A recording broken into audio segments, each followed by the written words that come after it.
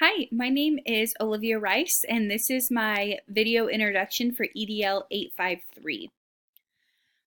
Just to tell you guys a little bit about myself, I am married, been married for 3 years now. We have a 7-year-old son. He is going to be a second grader here in just a few months.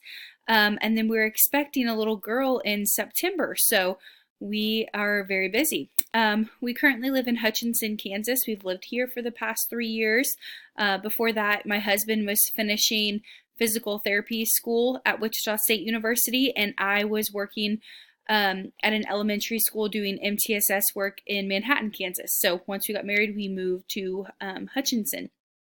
Some things that I enjoy doing are cooking, swimming, gardening right now, unless it's too hot. Gotta go out early in the morning.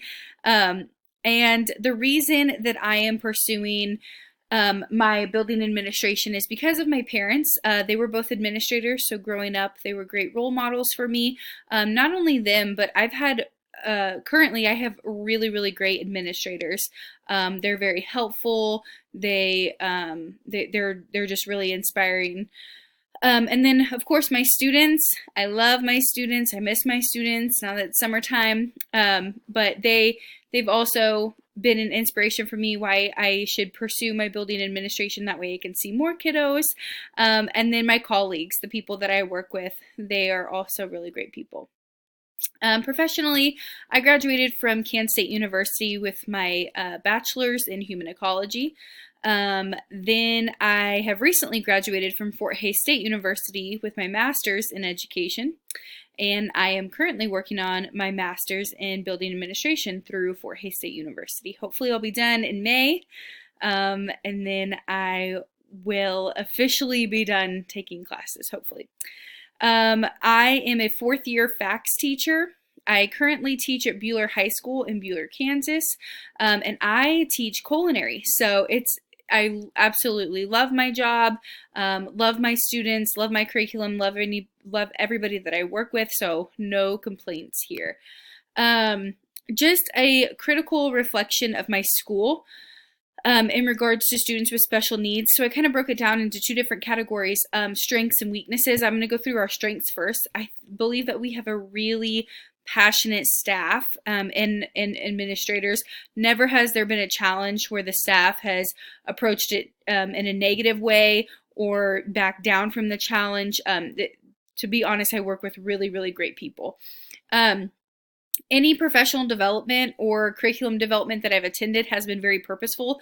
I've never walked away from any PD and been like, oh, that, I cannot use that in my classroom, or that was very unuseful for me. So any professional development that we do is very purposeful, and I give credit to our administrators for that. And then we also have a really strong mentor program I just went through, and so it's like on the forefront of my brain because I've been kind of wrapping that up. But a really great mentor program where they use veteran teachers and new teachers to the district and kind of team up together and get a lot accomplished in the 2 year of the mentor program. So I really, really enjoyed that. And I think that is a strength because my mentor helped me so much with the special ed department at our building and who to go to and who to ask questions. And she was awesome. And then it was just a great way to learn more about the special ed program in my current building. So some weaknesses that I feel like the school that I work in has maybe is communication. And I don't want to speak for everybody. I want to speak for myself, but communication.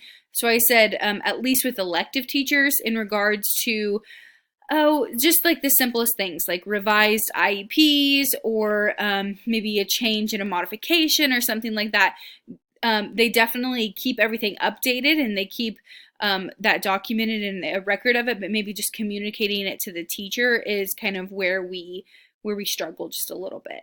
And then collaboration. This is definitely improving. It's a school-wide goal of ours to improve our collaboration efforts, not only from within, but also our community. So we are improving that. We've implemented a few things this last year that I thought was absolutely amazing, especially with our special needs kiddos, getting out in the community and practicing some of those life skills. And then the stigma, this is more so among students, if you will, just the stigma of special needs, special ed, what it means, what they don't understand what it means, those kind of things. So those are our strengths and weaknesses within our district. Now, strengths and weaknesses personally in my own classroom, I feel like a couple strengths that I have are a variety of curriculum and supplemental materials. I don't want to take full credit for that. I'm just saying the class that I teach allows for a lot of different, a lot of room for different supplemental materials to be used. So like I said, I teach culinary, which is a basic life skill. So I have a lot of those special needs kiddos in my class, and I absolutely love them when they're in my class. But having to meet the needs of their learning ability is pretty easy given my curriculum. Since I do have a lot of those kiddos in my class, I am required to attend a lot of IEP meetings, which is great for me. Because I get to learn more about them. I get to learn their modifications. I get to meet their families. So all around is kind of an advantage. And then another strength is kind of the location of my classroom is right down the hall of the special ed department. And so I have a lot of interaction with those teachers and those students throughout the day, passing period, those kind of things. I think that's a strength because they see a familiar face, they feel comfortable, they enroll in my class, and it's kind of a mutual respect thing. So weaknesses are, in the 3 years that I've taught, I've never had a para in my room. I've never had a para in my room, not for any other reason than just, the lack of, or they're needed in another class. So I've never got to experience a pair. I've never, been able to lean on that extra support for help or anything like that. So that is a weakness, which kind of leads me to my next point is my experience. Like I said, I've only been teaching for 3 years. And so I don't have all the tools in the toolbox, especially when it comes to special ed. That's why I'm really looking forward to taking this classes to learn a little bit more. But like I said, my mentor is a great person I can go to. Our special ed teachers in our department is really, really strong, and so they're very welcoming and comforting anytime I have a question. But it's just going to take time to kind of experience.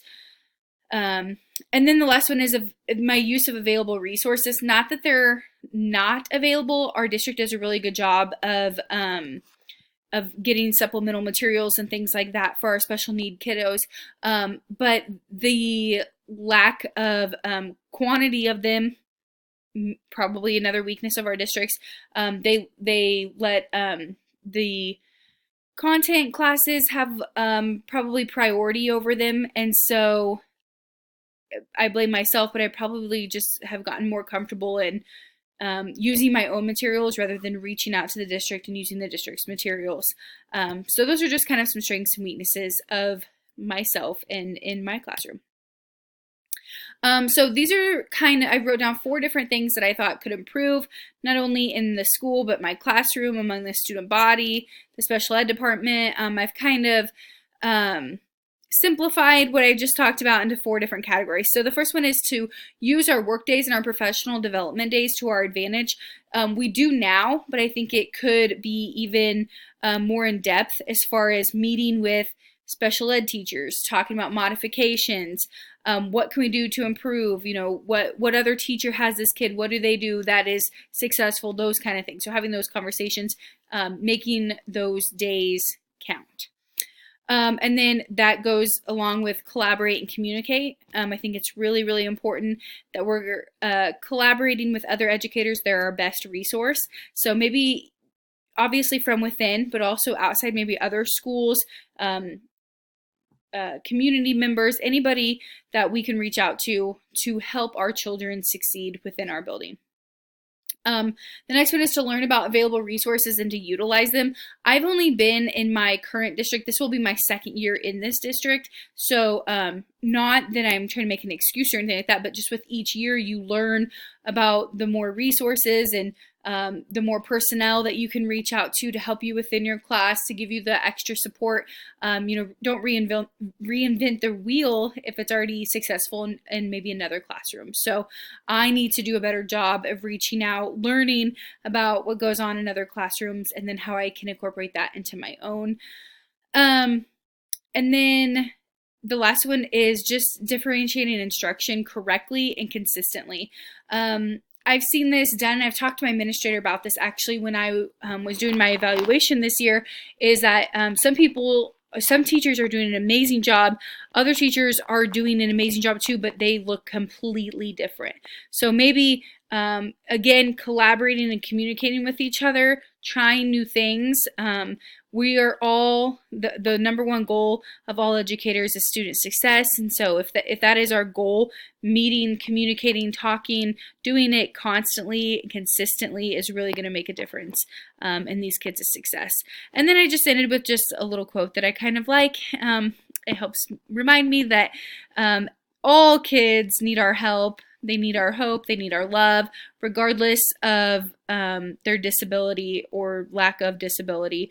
They all need us. So just to kind of remind myself of that on a daily basis. But I look forward to learning from my other classmates, hearing from you guys, and a very informative month, I guess. Thanks.